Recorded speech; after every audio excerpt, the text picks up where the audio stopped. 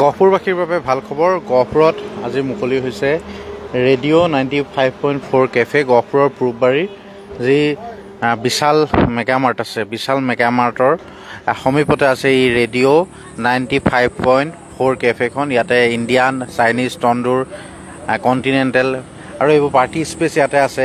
গতিকে এটা ইউনিক ধৰণেৰে তেওঁলোকে নিৰ্মাণ কৰি উলিয়াইছে এয়া গহপুৰৰ পূববাৰীত, আৰু সেই পৰিৱেশটো কম সুন্দৰকৈ সজাই পৰাই তুলিছে। সুন্দৰকৈ ইয়াতে ফুলনি বাগিচা তেওঁলোকে প্ৰস্তুত কৰিছে আৰু আজি নতুনকৈ মুকলি কৰিছে। দেখিছে এয়া গহপুৰৰ পূববাৰীত মুকলি কৰিছে। গতিকে আমি পৰিৱেশটো দেখুৱাইছোঁ, ভিতৰৰ ভাগলৈ সোমাই যাম। ইউনিক আপোনালোকে দেখা পাব। গহপুৰবাসীৰ বাবে এক ভাল খবৰ। আৰু গতিকে ভিতৰৰ যিটো পৰিৱেশ, সেই ভিতৰৰ পৰিৱেশটো এই মুহূৰ্তত দেখুৱাইছোঁ। ইতিমধ্যে বিভিন্নজন আহিছে, ইয়াতে ফটো তুলিছে তেওঁলোকে, আৰু পৰিৱেশটো এই মুহূৰ্তত দেখুৱাইছোঁ এনেধৰণে। আপুনি সোমাই আহি এনেকুৱা এটা ৰুম দেখা পাব।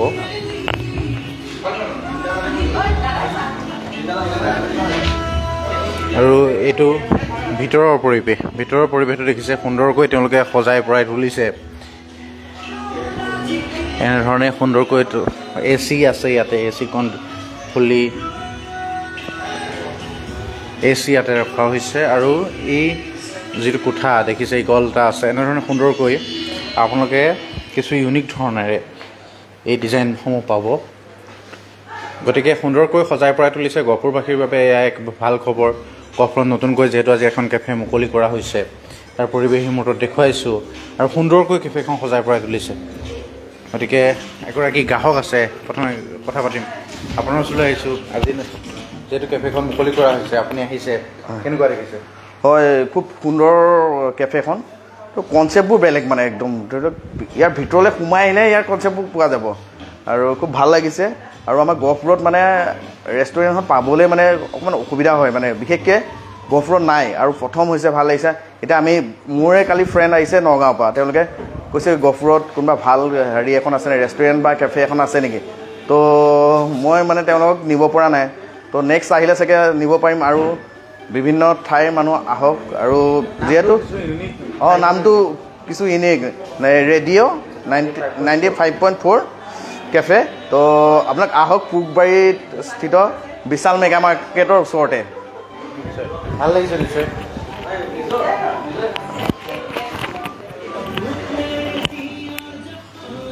আৰু এনেধৰণে দেখুৱাইছোঁ।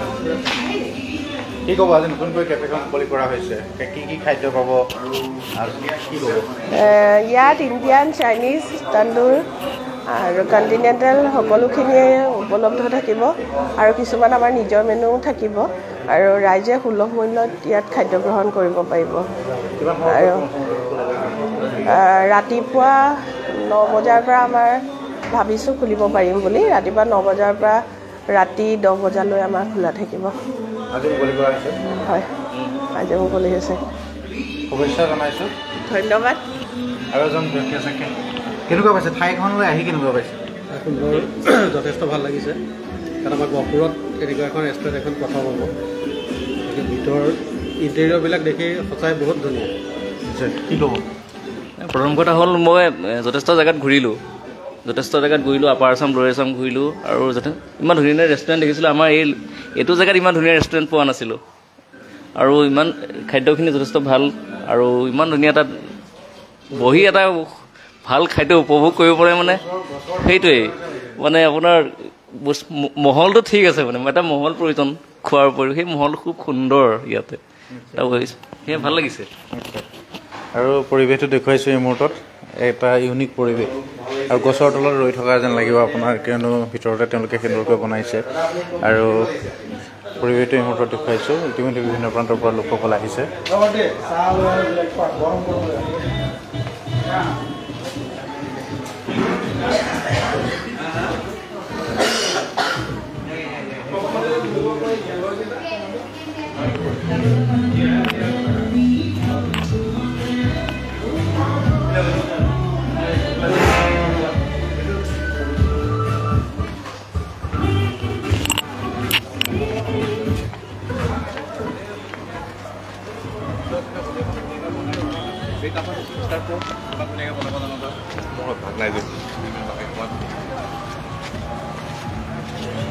আৰু দেখুৱাইছে এয়া গহপুৰৰ এখন কেফে জুবিন দাকো শ্ৰদ্ধাঞ্জলি জনাইছে আজি নতুনকৈ মুকলি কৰা হৈছে সকলো আহক গহপুৰৰ যি পূববাৰী বিশাল মেগামাৰ্টৰ ওচৰতে অৱস্থিত এখন কেফে ৰেডিঅ' 95.4 কেফে গতিকে আহক ধন্যবাদ